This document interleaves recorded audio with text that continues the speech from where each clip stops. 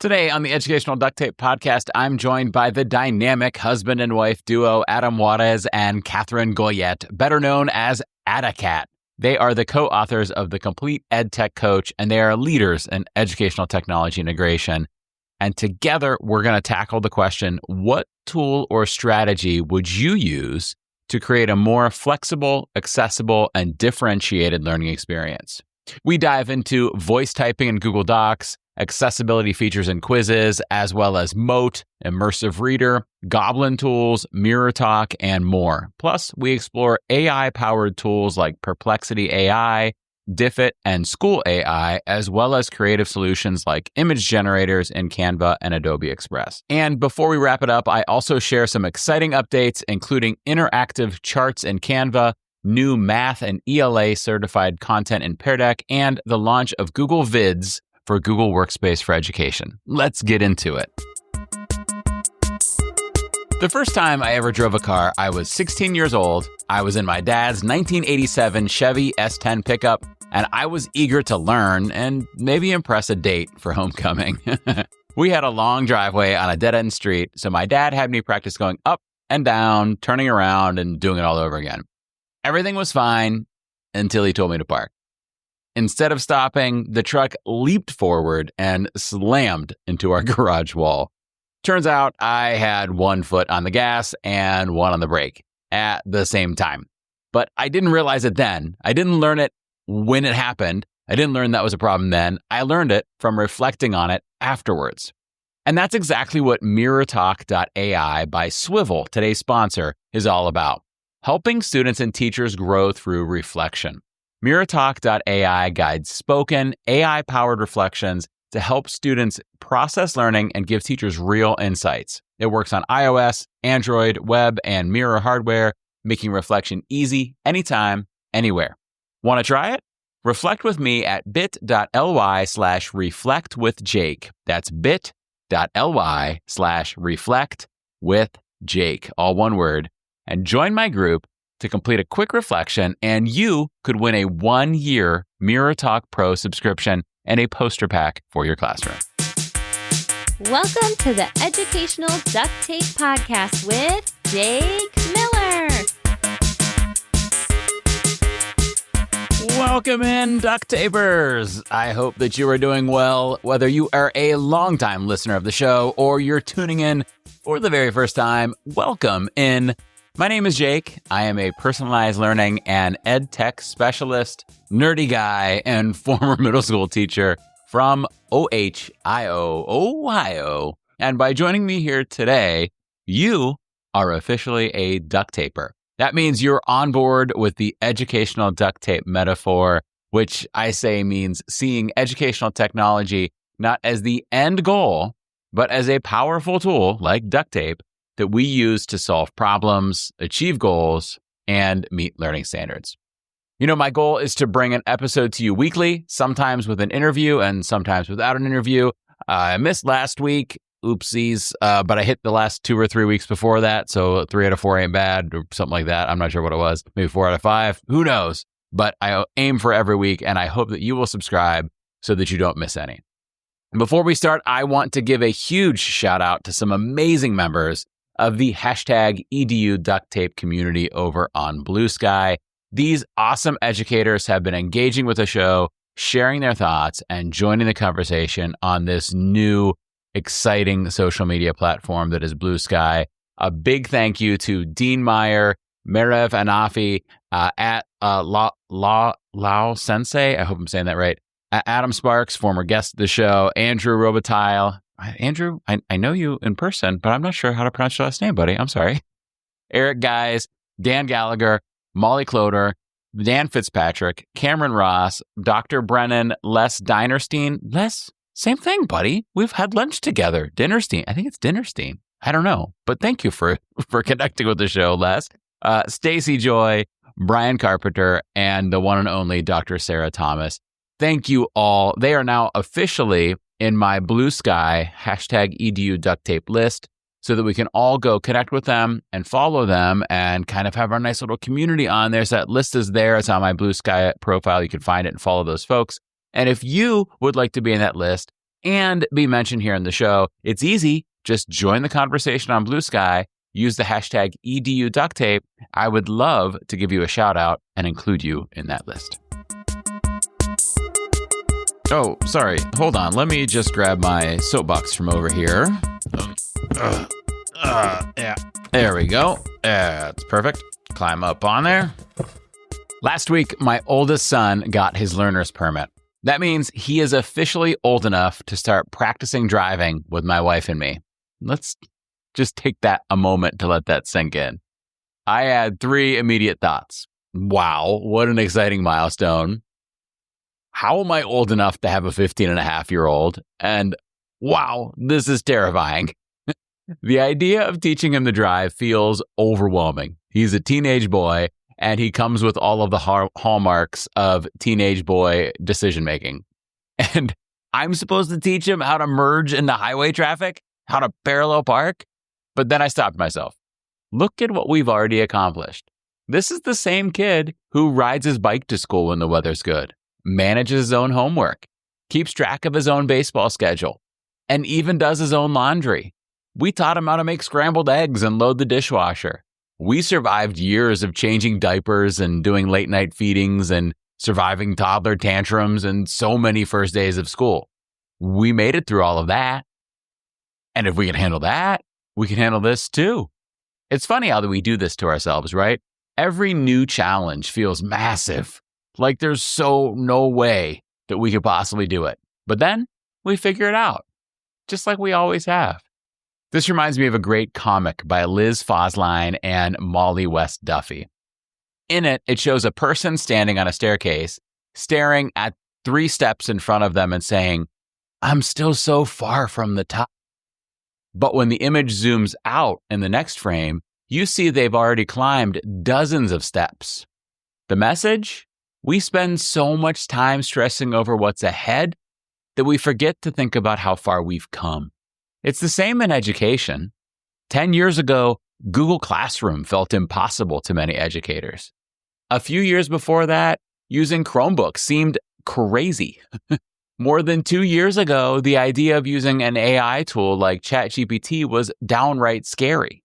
But now, we've taken those steps. Why can't we take the next ones too? So yes, the next big thing, whether it's AI or a new instructional strategy or whatever else is coming, it might feel daunting. But take a breath and look back. You've tackled massive shifts before, and you've come out stronger every time. And when you do, you'll turn around, look at all of those steps behind you and say, wow, look at how far I've come. Today's guest. All right. Today's guests, plural, are our first Adam Juarez, who is an educational technology and integration studies consultant for the Tulare County Office of Education.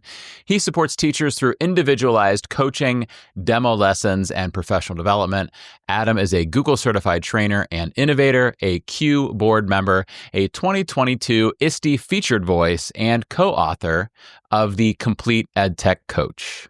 Our second guest is the other co-author of The Complete EdTech Coach, Katherine Goyette, who is an author, learner, and educational leader who advocates for inclusive educational opportunities for all students within the communities they reside. She is, as I mentioned, the co-author of The Complete EdTech Coach, an organic approach to supporting digital learning. Katherine was a primary writer for California's inaugural computer science standards and has been a keynote speaker, a featured presenter, and a panelist for organizations across the globe on a variety of educational topics. And in the show notes, I'll have both of their handles and links and everything for X and Blue Sky and TikTok and Instagram and MySpace and email and websites and all of the things so you can reach out to them. But more importantly, in the show notes here, actually in the episode, are Adam and Kat, otherwise known as AdaKat. Do you say AdaKat or AdaKat? How do you guys pronounce it? Yeah, it's AdaKat. It looks like it should be AdaKat, even though your name is not Adam, it's Right. Adam. How are you guys doing today? We're good. Yep, We're good. good. It's Almost vacation. almost vacation for us. So, Yeah. but yeah, having a good time. It was Good. Computer Science Education Week last week, Yep. so that was exciting. You guys are giving everybody a peek behind the curtain that it's December. They're like, I know it's December because it's Computer Science Education Week based on the birthday of Grace Hopper, right? But yeah, it takes Jake a little while to edit these things. Yeah. So yeah, currently we're recording in December, and here in Ohio, so far today, it is just afternoon. I started off with Adam is covering the M on his shirt. He's unfortunately got on a Michigan shirt right now, which I'm not happy about. But currently here in Ohio, we started the day off with clear skies and about 40 degrees. And then within an hour, it was absolutely pouring rain and about 30 degrees. And then shortly thereafter, it was like Christmas movie snow, like the perfect giant snowflakes, looked like we were in a snow globe. And then an hour later, it was back to rain and there was no sign of snow on the ground, just slush. And now it's doing neither of those things. Like, this is life in Ohio. Have you guys had any of those seasons happen where you are today? No, Not today. here in Central California, this is the fog season. So it's like 40 degrees and you can't see more than in a lot of places. Hold your hand out in front of yourself and you can't see it. Yeah. Yeah. Some places, yeah. I think I would take that right now over Ohio weather. Right. Yeah, certainly. Yeah.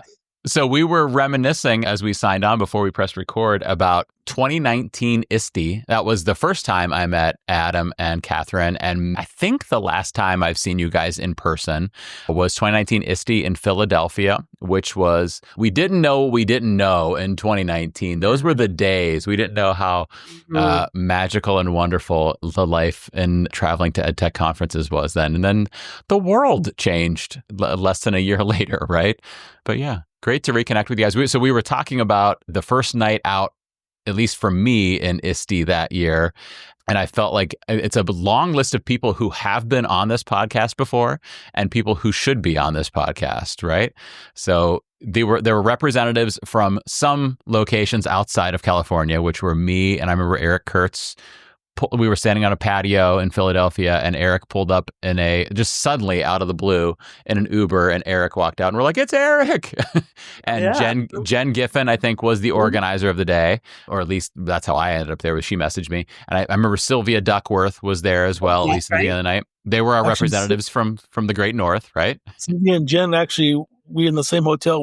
We were, their room was right next to ours, actually. How fun. That's what's great about ISTE, right?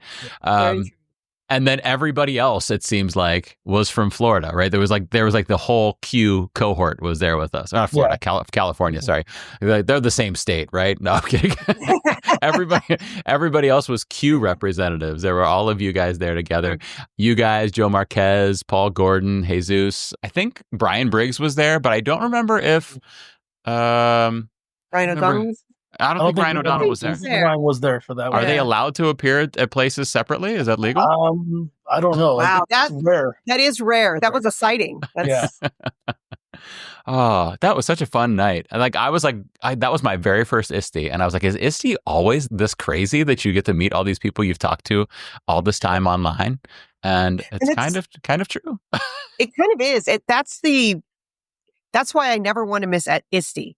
Ever is because of the connections, because I'll see people from California, but all of these contacts like yourself from across the US is all coming at into one place to connect is an incredible experience. So that's the main reason I go to ISTE, to be completely honest. Yeah, it's those interesting connections, like these people that you've known. Like I'd followed you for years before we actually met in person, and then you get to meet like.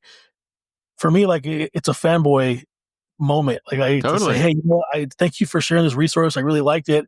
And a lot of the people that you meet, they're just like me. I share things, and I don't know who's actually really seeing it. It doesn't seem like a big deal to me, but then like, you get to appreciate someone for what they shared.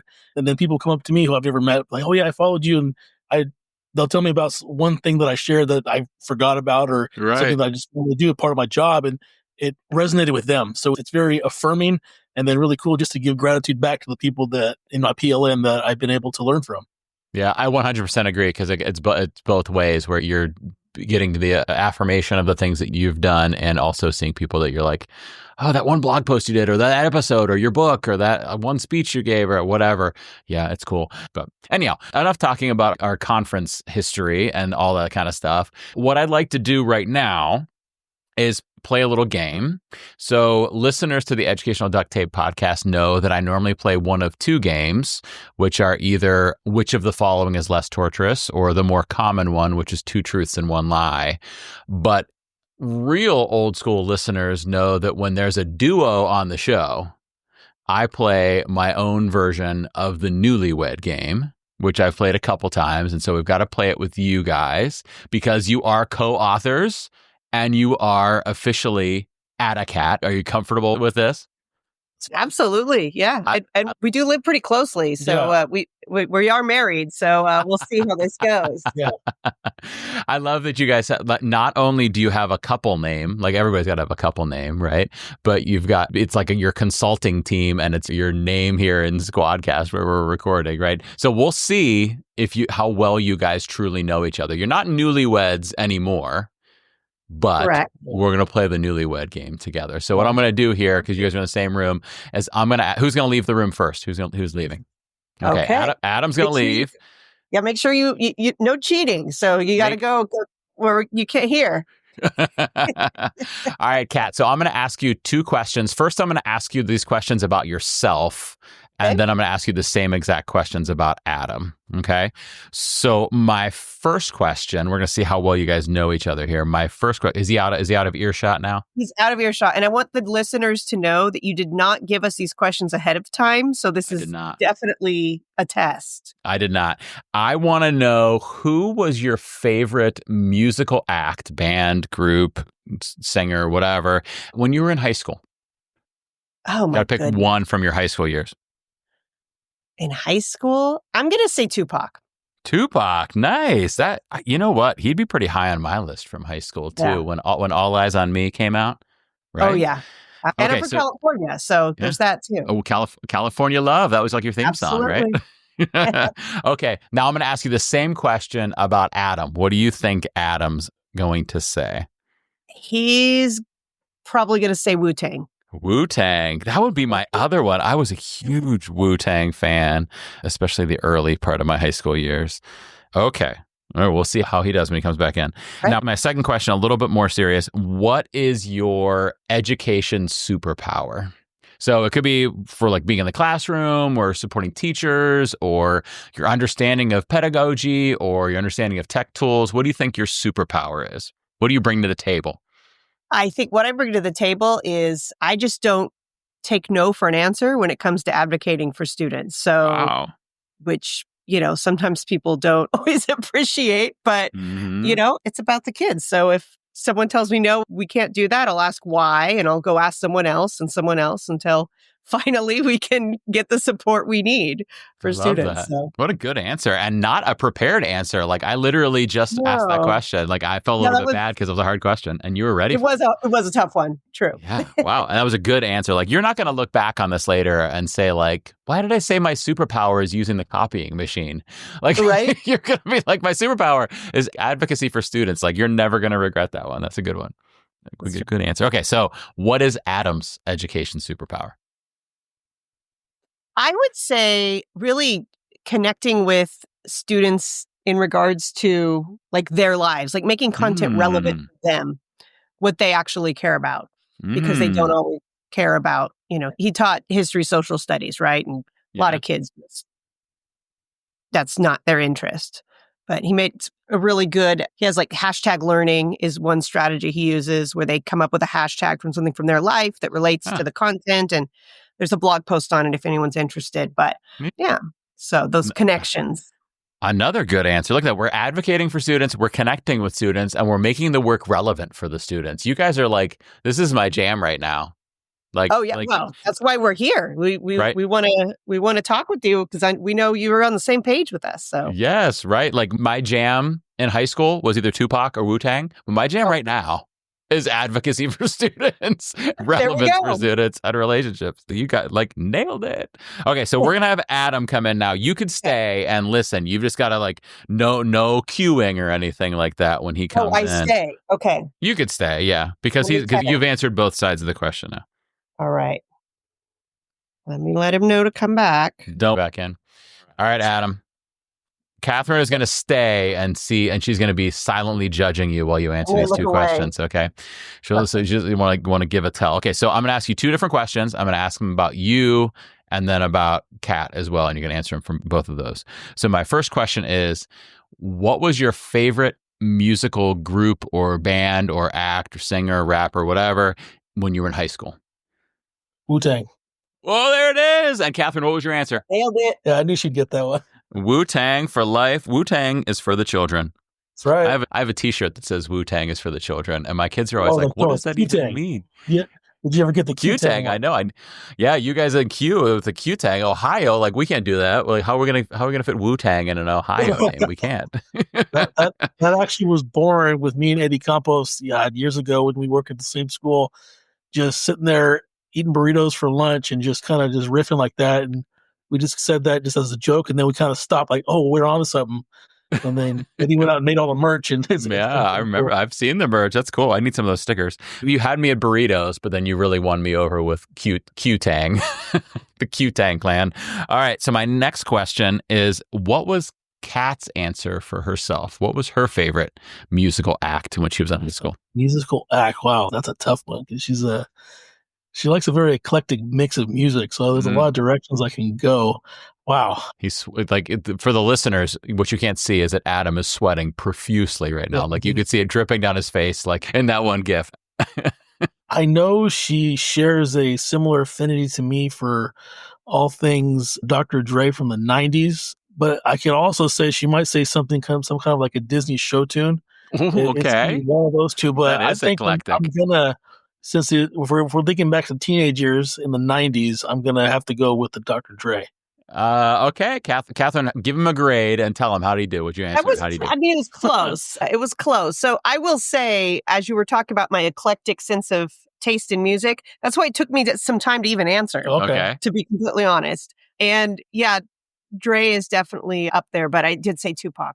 Okay, I was there. I was in the right genre.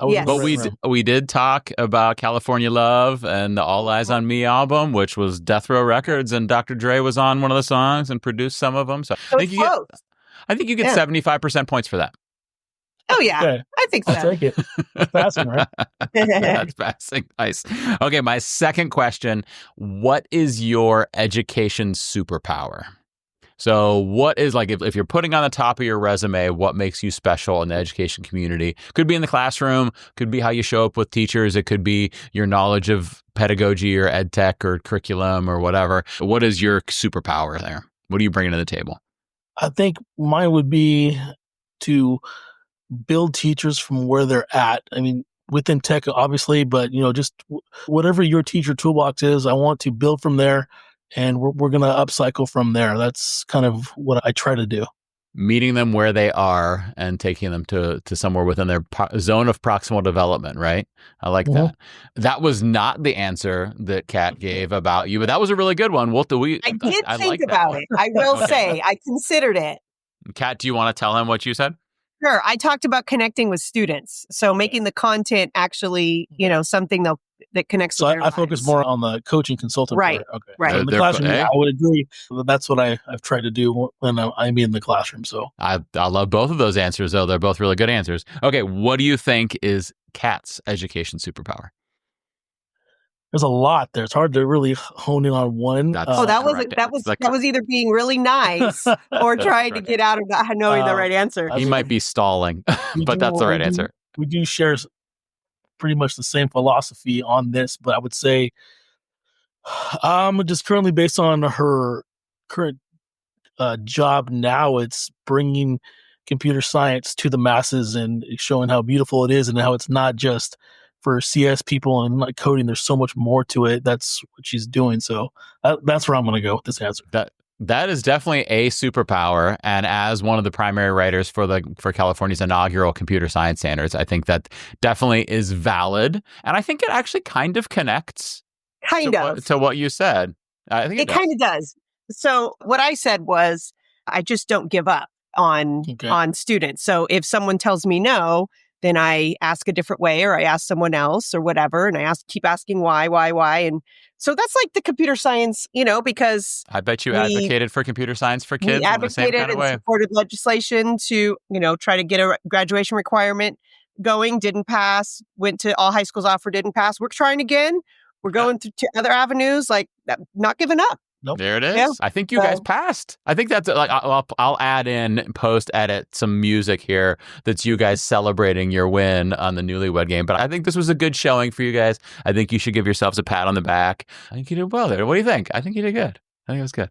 It was fun too. So now we're going to take your advocacy for students, Kat, and we're going to put that into our educational duct tape question for today. So in educational duct tape, when we think about educational duct tape, we're always trying to think about not just what's the technology. We're trying to think, what are we trying to achieve? What's the teacher trying to do, often for the learners, but it could be a curriculum thing or a thing that's really student facing, but a teacher task, a teacher need, a teacher goal.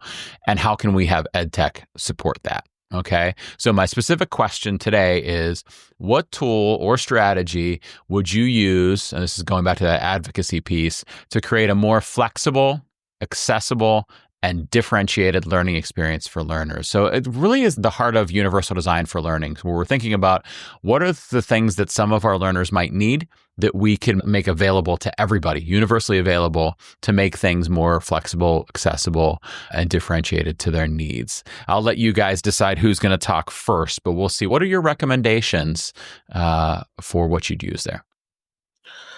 Well, we had quite a few. I'm actually today, I'm working on putting the final touches on a kind of like the 2.0 version of a 2-day workshop I'm going to be co-facilitating with one of my fellow ELD consultants over here at the county office. And this workshop is it's AI and EdTech to support English learners.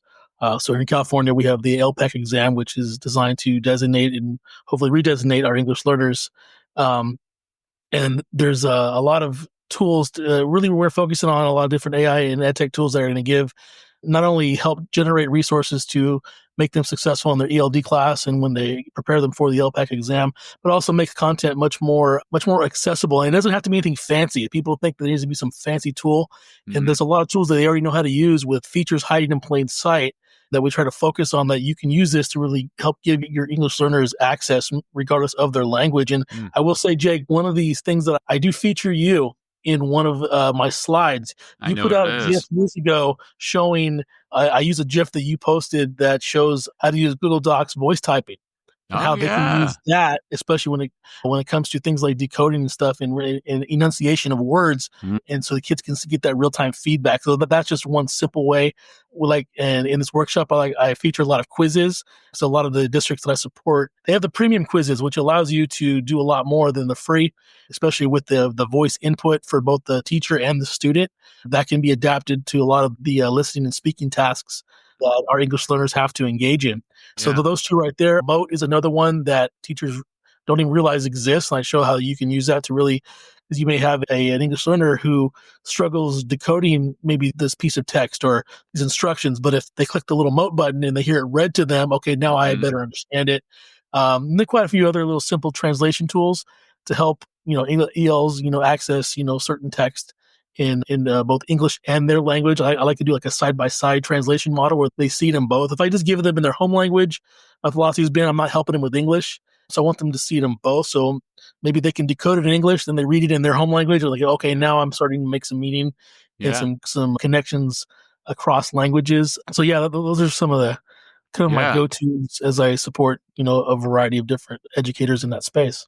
Those are great ones. Let's talk about a few of those. So the first one you had there was the voice typing in Google. So it's just a tool built into I think it's in the tools menu, and you go down to voice typing and you can type right there, and it turns into a text as you're going. So it's not actually recording audio. It's literally just typing via voice, which is really cool for a learner who maybe has learned how to speak the language, but not quite write in the language, which I think is really powerful. It's great for, and actually that's That's at the heart of universal design for learning. A kid who's an English language learner, who's at the point where they could speak with English, but can't quite type in English just yet, for a variety of reasons, need that tool.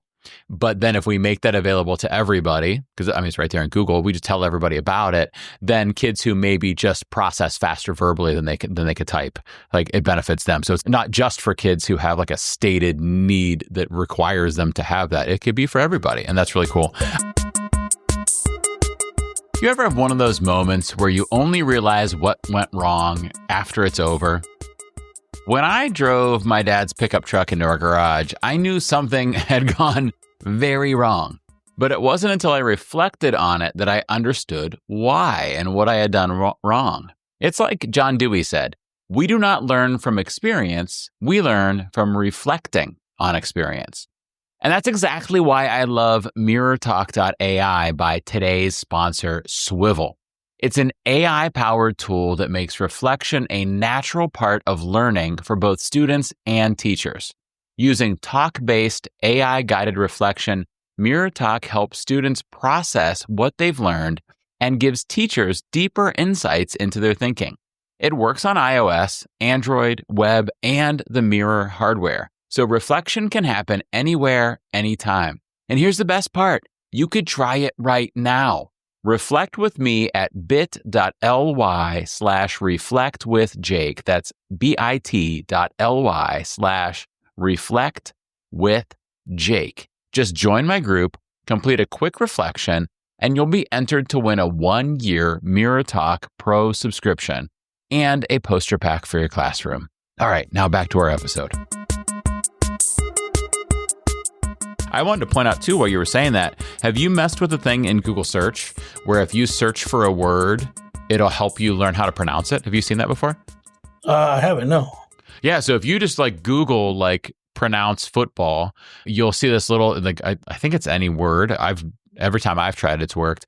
It just comes up in the regular Google search and you see a picture of a mouth and a play button. And when you click play, you hear it and you see the mouth make the movements, and then you could practice it and say it back to it, and it tells you how you did. Wow, that's pretty cool. I'm going to check that one. Done here. Yeah, just right there in the free one. That came up in my mind recently when I was talking to a teacher who uses a tool, and I'm going to totally blank on the name of it, that's an AI tool that allows kids to. She was a second grade teacher and kids were learning, they were practicing their reading skills and verbally, reading.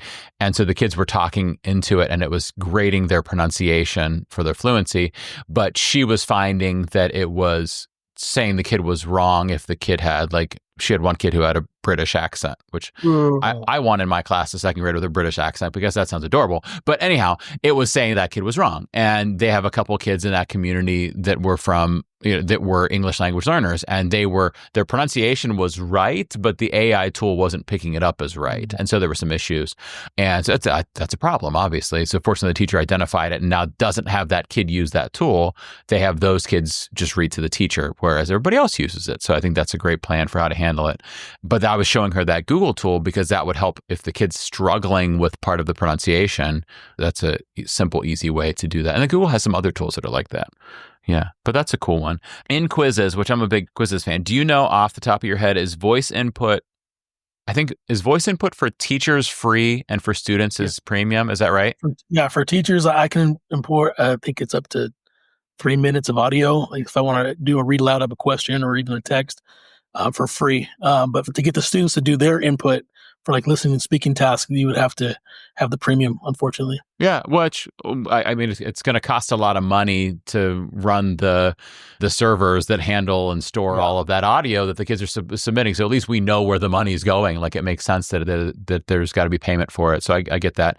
Yeah, what a cool way for universal design for learning to hear the kid's voice. Also, to, as you pointed out, your question can be text and have audio too, so that they could get the question either way. Do you know when the kid responds, can they do audio or type, or is it you're saying this is an audio question? Do you know? I believe you're kind of shoehorned into one option. So you can do the open response, you can do audio, and you can also do video as well. Yeah. So that's also an option there. And that's kind of what I've defaulted to since the collapse of Flip, because that was one of my go-tos for those kind of tasks. So I'm glad that fortunately a lot of districts that I support do have premium quizzes, so I feel better about having them use this tool. Yeah, that's a power tip right there, because a lot of people are looking for like, what's that replacement to Flip? And using Quizizz with the video feature, that's a really good one. I had not thought about that. I know that when you were saying that, it made me think of how in Edpuzzle, because I used Edpuzzle a lot when I was teaching science, you could have kids respond in text or audio. Like they could choose when they got to that point. Most of my kids preferred text, but if they were giving a longer response and they'd rather record it, I told them, like, I just want to see if you understand. Like, I don't care whether you type or record.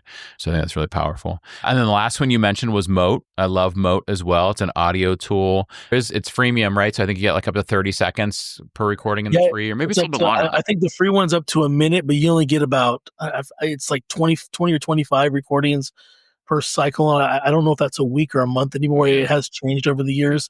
I have the premium one, and I use that for my demos just to show them what's possible. Yeah. I'll show them both the free and the premium. Yeah. It's actually, for the premium, it's actually a pretty good price point. It's not like most schools. I show them a quote for their side of the school, and like, yeah, that's doable. And it's been pretty popular with the teachers that I piloted with so far.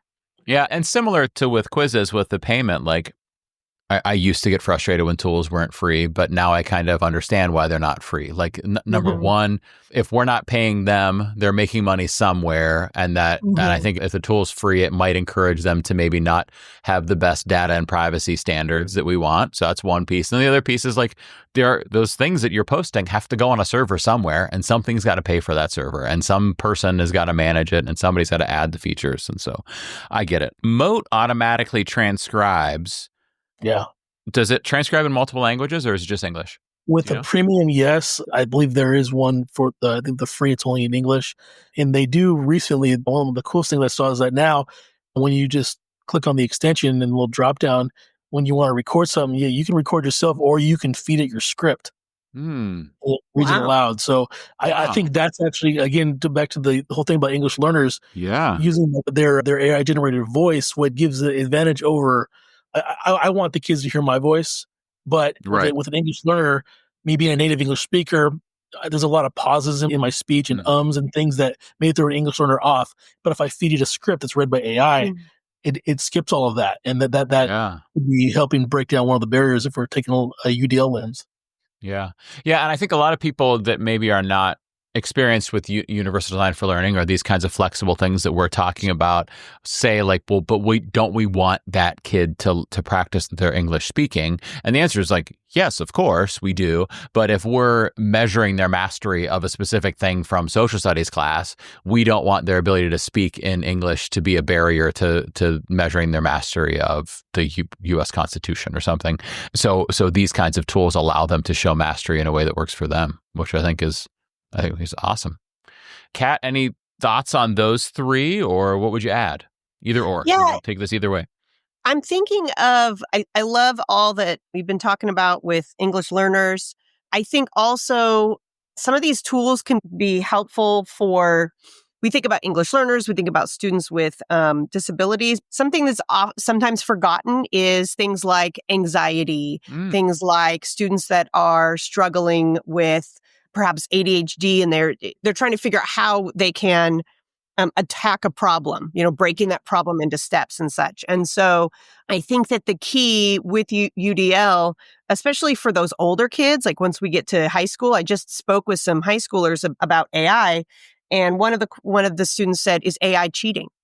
And I said, "Well, what are you using it for? Is GPS cheating? Do you use your phone to figure out where you're going?" And so if we have these tools available, and it's going to help students to better manage their emotions, maybe it's to better break down a project into tasks that are more manageable, to help them remember when they need to take some breaks, whatever it may be, those tools can really help. And so I think especially and this is even with teachers, right? Like I love that I now have my Pixel Watch that shows me if there's been like spikes where like my heart rate went up or something, and like, oh, what happened then? oh, there was something where I needed to learn how to, self-regulate at that point or whatever. So I think that there's just an opportunity to teach our students that utilizing any of these tools is not cheating. It is a way to increase our effectiveness, right? And so that's something that I see a lot with the questions, around AI. One thing I also love to do always when I'm presenting, I always try to remember to, whether I'm in front of students or teachers, to turn on closed captioning in Google Slides so that as I'm speaking, the text is there as well. I think that's really important. And it's the more that we just start thinking about designing universally, the more conscious we kind of become of it, so to speak. Yeah, I love the point of the closed captioning Google Slides. You just turn that on while you're presenting in front of a class or whatever. You don't even have to be using slides. You just bring up a blank slide and turn that on. And you think about from the perspective of universal design for learning, some people, due to hearing loss or something like that, need that closed captioning. Mm-hmm. Other people might just be sitting towards the back of the room, or they might have a coworker sitting next to them who's talking and they can't hear really well. So having that piece in there helps. How effective do you think it is? Like in terms of accuracy? That's a great question. So it's better than, it used to be. So I like to talk about how in 2010, I was told by native speakers to stop using Google Translate because it would translate word for word, right? But because it is using machine learning and it's started to learn how certain phrases fit together in specific languages, now it'll correct itself. Yeah. Right? Oh, yeah. So you can go back and like edit something. Yeah. So I find it pretty effective. I mean, people can use context clues. Yeah. And I let everyone know this is, won't be 100% accurate, but it is meant to be a support for those that prefer it. So yeah, I agree. And better than nothing, right? Like certainly we want it to keep getting better and better, but if the alternative is not having closed captioning at all, then that's the right thing to do, I think. I love your point of, the question of, is AI cheating? And it depends on what you're doing with it. What is the task? What's the goal? And what are you doing with it? If the task is write an essay to show your understanding of this content, and you go to the tool and say, write me an essay about this, then yes, then it's cheating. But if you say, here's my ideas, here's everything that I want to say about it, can you help? What order should I put this in? Or if you say, like, I wrote this, can you give me some feedback on it? If you're doing the thinking and let it do some of the doing for you, that's not the actual task that's being assessed, then it's not cheating, right? And I think we have to normalize that. I think that speaks to everything. Right. We want learners who are less afraid to admit what they need to be successful. Right. We like the closed caption in a presentation is a good point, because if you said to an audience, do you need me to turn on closed captioning? The person who needs it might not say they need it. Right. Right. So you should just turn it on. But also that means that we need to normalize the act of advocating for what you need for our learners. And so saying, using AI to help yourself, there's nothing wrong with that. As long as it's not taking the you out of the work, as long as it's helping you be successful, then it should be part of it. Will you elaborate on some of those tools you're using for, like, whether it's the emotions or the chunking of tasks or any of that stuff? Yeah. So, I mean, to be honest, you can just go into like ChatGPT and say, I have this project. These are the things that need to be done. It's due in 6 weeks. It's due in 4 weeks, whatever. Can you tell me how to chunk this out? Mm-hmm. I also think it's helpful for teachers to do that for students just in general. But with older kids, you can teach them to do that. There is a tool. I haven't played with it much. It's called Goblin Tools, Goblin.Tools. Yes, I was going to say that. It'll break it down. So, there are some that will do that. The Goblin Tools one is called, so each of the tools in Goblin Tools has a name, and that one's called Magic To Do. So you give it a task. That's right. I think is the one I'm thinking that of. Sounds correct. And then it breaks it down into manageable steps. So you could say, I need to write this 5-paragraph essay. That's too big of a task for me. What should I do first? Right? And it essentially makes the to-do list for you. But Absolutely. Yeah, you're right. ChatGPT would be great for that. Do you use MagicSchool much? Not much. Adam does. I support a school that has a subscription, so I'll do some demos and some co-teaching around that. So MagicSchool is great. SchoolAI does something similar. Correct. Yeah. They have some kind of chunking tool in there where you give it a big task or a big topic and it chunks it for you. So that's another one to think about there too. Yeah. Lots of great ideas with the chunking. And again, universal design for learning. A an on-level kid who's getting A's in class and always achieves, there's no reason they shouldn't have access to something that could chunk an assignment for them. Agreed. We're not evaluating them for their executive functioning skills. We're trying to evaluate them for mastery of content. You mentioned the emotions things, whether it's anxiety or maybe an ADHD thing. Where would you go for that? What would you use for that? So that's interesting. There are some tools. I know when I was at ISTE last, there are tools where kids can go in and have this virtual experience where it calms them down, which was really interesting. But in regards to tracking emotions, there are a lot of free, some teachers will just ask kids, to reflect on their own mood, and they'll use a mood chart or something like that. But there are a lot of free apps that can do that as well. With a bird. There's something with a bird. Finch. Am I thinking of the right thing? Have you seen that one before? I'm not familiar with Finch. I know there's e-moods and there's a lot of free ones that kids can get on their phones, to be honest. To that point, there's a company they're currently in beta right now, Factors Education. They used to be called E-Amplified, or I forgot exactly. They've rebranded. But they have an AI kind of a feedback tool that you can customize. So it's great for if you want to do some SEL kind of stuff, where you give them the kind of feedback that you want to elicit from kids. And then it has a bot that kind of will turn the survey into more of a conversation rather than your typical Likert scale. Yeah. And so a lot of kids I've noticed, and the adults too, feel more comfortable kind of just having the conversation with their bot, and they'll probably be more honest. And it's easy to get those thoughts out in that format rather than a simple, Google form. And then when you look at the data, it'll show how positive or negative, or you can filter it through different kind of based on the responses. It gives you some really good analysis of it. That's a company I'm going to be piloting their product for some of my upcoming workshops. I know Q has already started using that as one of their formats or receiving feedback at their events. So it's pretty cool. Yeah, they have some lesson plan design tools that they're currently developing, but it's the feedback survey using AI is probably my favorite of their products. Well, the cool part is that it's taking the qualitative data and it's showing you the trends in regards to, like you said, this is a positive response. This is a more negative response. This is more neutral, which is really powerful.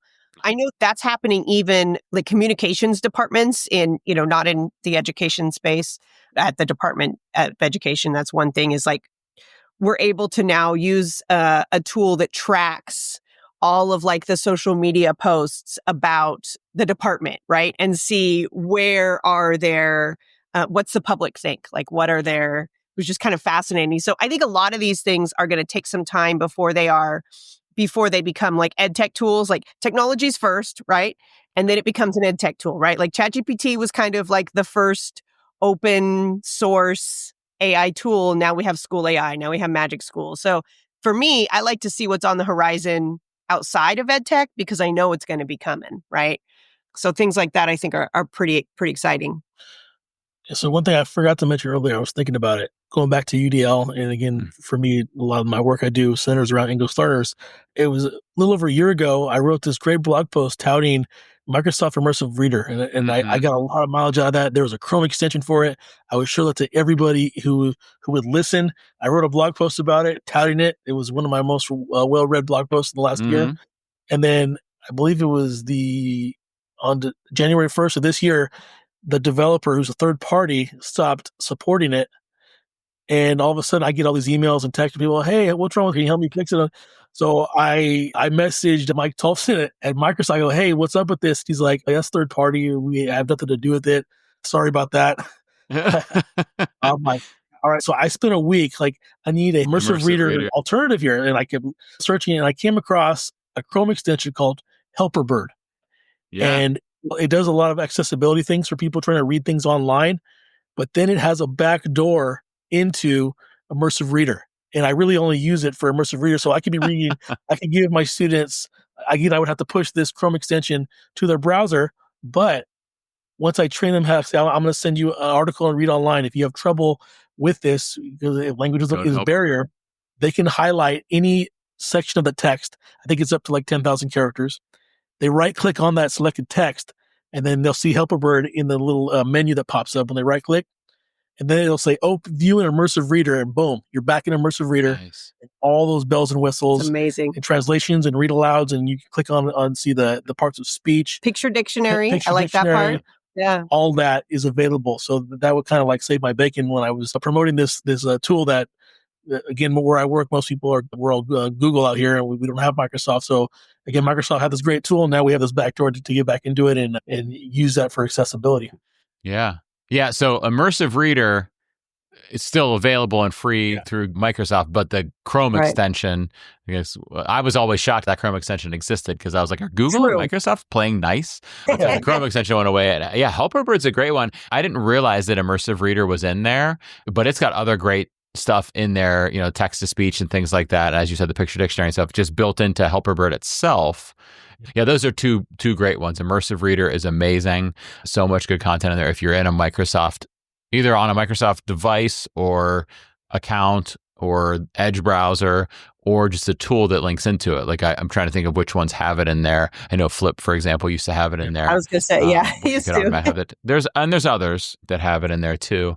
Yeah, but Immersive Reader is a great recommendation. I'm really interested in Factors Education. I had never heard of that one before. I think that's got a lot of potential there. That's really cool to turn in the qualitative feedback into like showing me the trends in it, because I don't know about you guys. Like I always ask for feedback after I do a professional development session. And there could be 80 people in there. And I always ask them, like, what can I improve?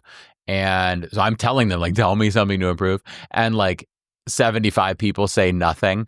Nothing. It was all great. Even though I asked them to tell me something. And then one person is like, you talk too fast. And I'm like, I didn't know that. And then I'm like, all bummed out about it. When in reality, in the scheme of things, like maybe I should think about that, but really it's actually not an issue. Like I should just think of how do I make this universally accessible for somebody who feels that way.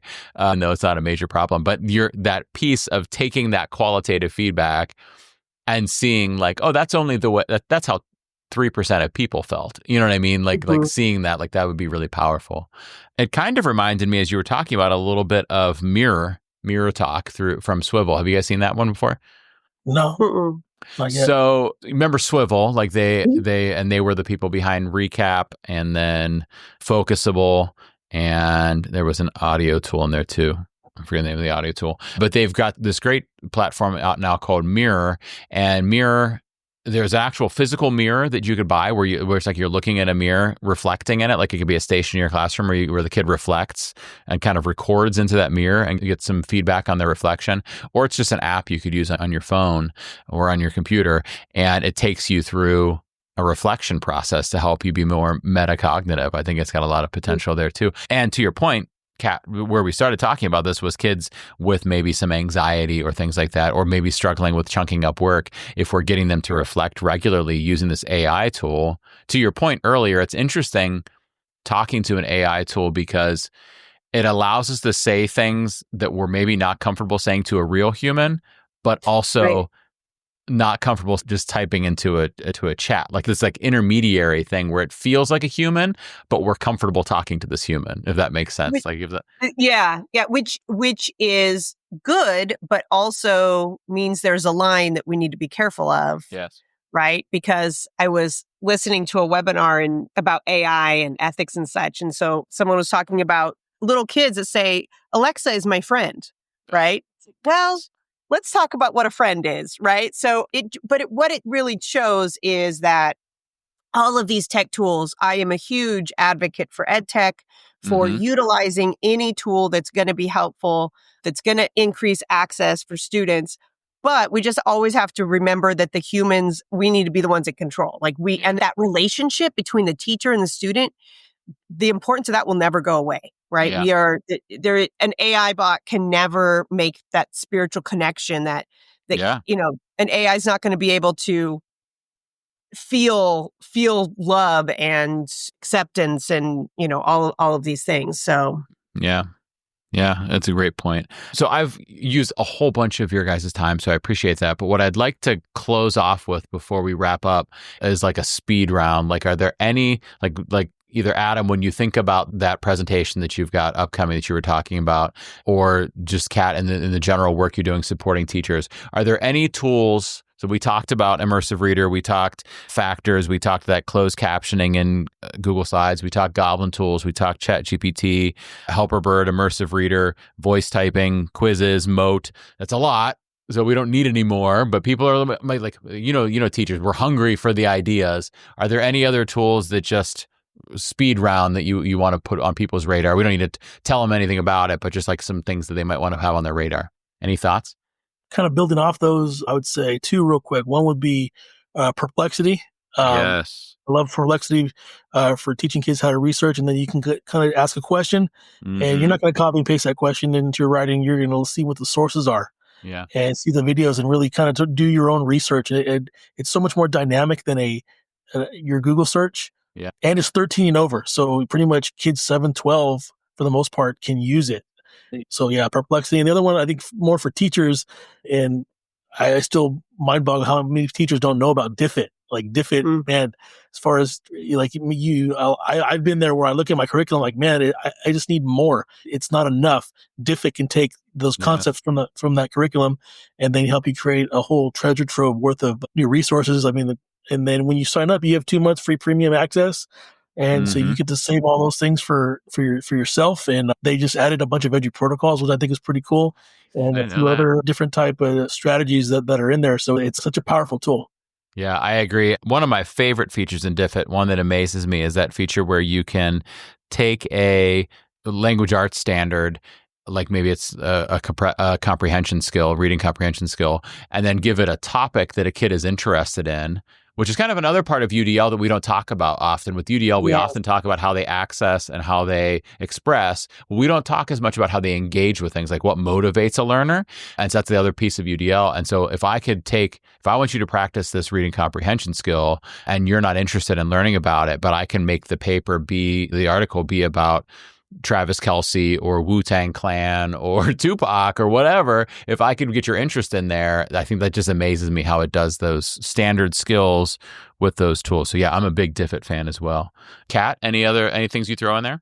I would just say that as we are moving toward using more and more chatbots and AI tools and such, it's awesome to get kids utilizing some of these as well. So for example, I love to use just the text to image creator in Canva or Adobe Express so that kids can so that they can be critical of it, to be completely honest. So that not only can they create something, if I'm someone who doesn't feel that I'm a great visual artist, I also haven't practiced being one. So that's a thing. So growth mindset. But, if I want to represent something, I can have the AI make it for me. And then that also helps you can have some conversations about bias and things like that, because those inevitably, it doesn't, if it's something they know really well, there's going to be mistakes, right? And then I also love to show kids Google's Teachable machine, because they can train a model about something that they learned in their content area class, right? So if I learned the difference between a sphere and a cube in first grade, I can go up to the Teachable machine and teach it what's the difference. And well, why did it say that this was a cube, but actually it's a sphere? Oh, it's because we had the same colors in what we trained it on. So they start to really do some critical thinking around that. So that's fun as well. Your computer science background is showing right now, Kat. Right. I can't help it. It's just... I love those. I need to play more with the Teachable machine. I love anything like Teachable machine, or like you said, just using an image generator with AI and thinking about the conversations that are possible there to help kids really understand the implications of AI, how it works, what it's doing, what fair and appropriate use is, where it's appropriate, where those biases are, and be critical of it, because we need those critical thinkers. We need our learners to be critical thinkers for sure. I'm going to throw 3 more in there for people. Adam, you mentioned SchoolAI, but I want to make sure that people hear that one. It's a great tool to explore. Brisk Teaching, I'm a fan of. I would like Brisk a lot for a lot of different accessibility reasons, and also for the things that can help teachers do. And then NotebookLM from Google, I use a lot. if I don't like to read really dense information, especially online. And so if I have something I've got to read for work and it's 20 pages long and it's a PDF and it's really dense, I might put it in a NotebookLM and use the podcast it generates and ask it some questions and get any tool that does that kind of stuff. But I think that's accessibility right there too, don't you think? So absolutely. Wow. So we are going to have a ginormous list of amazing things coming out of this episode. So I appreciate you guys sharing so many awesome ideas and sharing such information. I will have a list of everything in the show notes for everybody. We'll also be turning this into a blog post so everybody can see all this stuff. It won't have information about Kat and Adam being huge Wu-Tang and Tupac fans and also Disney musical fans, but it will have the information about all these things. Yeah, anything Disney. Okay. So that information will be out there, but you can also reach out to Adam and Katherine via the contact information. They are both really involved in supporting educators as they support learners with educational technology. So honored to have you guys on the show. Can't wait to run into you guys again someday at ISTE and have some fun, hang out and everything. But I really appreciate you guys being on with us today. Thank you guys. Thank you for the opportunity. Yeah, thank you, man. Appreciate it. Yeah, good times. And Adam, after we're done, go change that shirt into an Ohio State shirt. We said I'm going to put in post-production, I'm going to put the red X over top of it like we do on the game day. Thank you, guys. Yeah, man. Thank you. How great were Adam and Kat? Seriously, such awesome educators and awesome people. They were on my list of folks to have on the show back in 2021 or whatever it was before I went on my first long hiatus there. They were like the last 10 people I was about to invite on. So as soon as we came back here in 2024, 2025, I knew I had to get Adam and Katherine on the show. Team AdaKat, and they delivered for sure. All right, I've got 3 exciting EdTech updates for you today. As always, I would love to hear what you think about these updates, especially if you've tried these features out. I would love to hear how it goes. You could share your thoughts on Blue Sky or X using the hashtag EDUDuctTape. Or you could even leave me a voice message at speakpipe.com/EDUDuctTape, and you might hear your voice in the show. I do, if you prefer the regular social media stuff, prefer Blue Sky. But hey, I still peek into my X now and then. So if you're still there and you prefer that platform, feel free to post there. And I still check my notifications and look for that hashtag there. First up, Canva is making data visualization way more engaging with their new interactive charts. So I've always felt like statistics and graphs were one of the few weak spots in Canva's toolbox, but not anymore. Now, instead of just pasting in a static bar graph, you can create animated, dynamic charts that bring numbers to life. They've even added some cool new chart types. They're called sunbursts and dot plots and radar charts. You've got to check them out. They're super cool. And with smooth transitions like their match and move animations, your charts won't just sit there. They'll actually help tell a story and captivate your learner's attention. For teachers, this is huge. Imagine breaking down complex stats or tracking trends in a way that's more engaging for your students. I could see these interactive charts making lessons more visual, more dynamic, more fun, and I'm a data nerd, so I'm going to eat this up. Have you tried them out yet? I'm curious. I would love to hear how you're using them and what you think of them. Again, hit me up on Blue Sky or X or wherever you're at with the hashtag EDUDuctTape, or drop us a message at speakpipe.com/EDUDuctTape. Next, let's talk about Pear Deck, one of my very favorites, because they just made it easier, even easier, to bring high quality, standards-aligned lessons into your classroom. And you know, I'm always excited to see tools that make teachers' jobs easier. So Pear Deck launched what they call certified content for ELA and math, which means you can grab ready-made, fully customizable lessons that already are set to align with Common Core, TEKS, and other state standards. You just click into what they call the Content Orchard. Get it? The Content Orchard? Because their company's called Pear Deck. Pear Orchard, the Content Orchard, get it? I'm a sucker for a dad joke. Anyhow, once you're in there, you can filter by grade or by subject or by standard and instantly find quality lessons that fit your needs. Now, I've got to be honest, I'm a bit of a control freak, especially with content that I present or use for instruction. And I often find that content created by another source, whether it's AI or somebody else in general, is never quite what I want it to be. And if you're like me, the good news here is that you can modify these lessons before you use them. So you get a good, solid starting point that's standards aligned, but then you still have the flexibility to make them work for you and for your students and the way you teach. But it gets even better. Pear Deck also introduced these math and ELA quick checks, which let you assess student understanding in real time and adjust lessons on the fly. So they're really quick little formative assessments that are also standards aligned. And if you listen to the recent episode with Adam Sparks, you know that formative assessment and meeting learners where they are is my jam. So the fact that Pear Deck is offering ready-made formative assessment tools is a big deal in my book. So if you're using Pear Deck, I think both of these things are a game changer. If you've already tried them out or if you try them out today, I would love to hear what you think of them. Again, tag me on Blue Sky or X, use the hashtag EduDuctTape, or leave a voice message at speakpipe.com/EduDuctTape. All right, last but not least, Google is making video creation ridiculously easy with their new tool, Google Vids. So back in the day, I'd recommend teachers record screencasts so that kids could access content whenever best fit their learning path. But many teachers thought that recording videos seemed like a daunting task. I get it. Editing, finding the right tools, making it look polished, feeling comfortable in front of the camera, it could feel really overwhelming. But Google just made it a whole lot easier for us.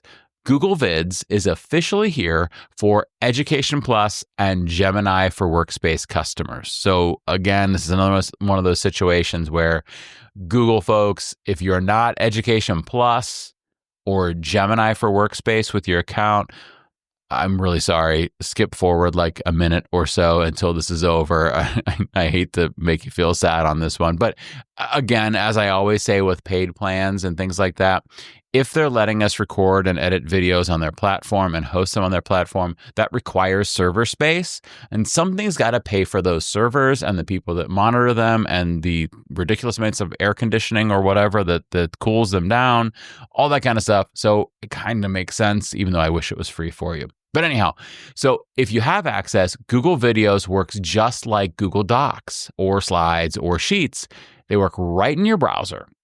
That means you can create instructional videos, assign video projects, or even enhance your school newsletters or things like that, your classroom newsletters, without needing fancy software or any advanced editing skills.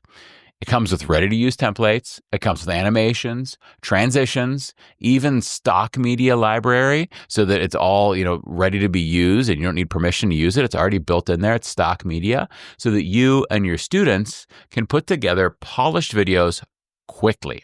And the Google Classroom integration makes assigning and sharing those videos a breeze. And that's rad too. Now, here's where it gets really cool. If you have a Gemini education plan or education premium, you need like liner notes to figure out which things you have here, which things you don't. I apologize for the complexity. It's not me, it's Google. But if you have one of those two plans, you also get access to AI-powered video creation within Google Vids. So not just the Google Vids features, but AI-powered video creation. Just give it a prompt or even upload a doc from Google Drive, and Gemini will generate a fully editable video storyboard complete with suggested scenes and text and stock media and background music. It prepares it all for you. You just have to record yourself saying the things. Now, I haven't had a chance to try this out myself yet. And to be honest, I'm not even sure if I have access to this. I've got so many different Google accounts. Are any of them these kinds of plans? I'm not sure. But if you try it out, I would love to hear from you. So if you test Google Vids, let me know what you think. Is it worth it? Is it awesome? Does it live up to the hype? Is it better than the other video platforms out there? Are you switching to it, or are you sticking with what you've always been using? So that wraps up this round of education and EdTech news. If any of these updates caught your attention, I'd love to hear your thoughts. Hop over to Blue Sky or X and use hashtag EduDuctTape, or better yet, leave me a voice message at speakpipe.com/EduDuctTape, and you may just hear your voice in an upcoming episode. Well, it's time to shift this episode into park, but let's hope I do a little better parking this episode than I did during that first driving experience. But what did I learn from crashing my dad's truck into the garage? Well, first I learned to only use one foot and not put your left foot on the brake and your right foot on the gas. But then I learned that reflection makes all the difference, because that's when I figured it out, not as it happened. I learned it by reflecting. I said, what went wrong there? And that's exactly what MirrorTalk by today's sponsor, Swivl, does for teachers and students. It turns experiences into meaningful learning by building in the reflection piece. And remember, there's a big prize at stake if you reflect with me at bit.ly/reflectwithjake. That's bit.ly/reflectwithjake. Join the group, complete a quick reflection, and you'll be entered to win a 1-year MirrorTalk Pro subscription and a poster pack for your classroom. Because real learning doesn't just happen, it happens when we reflect.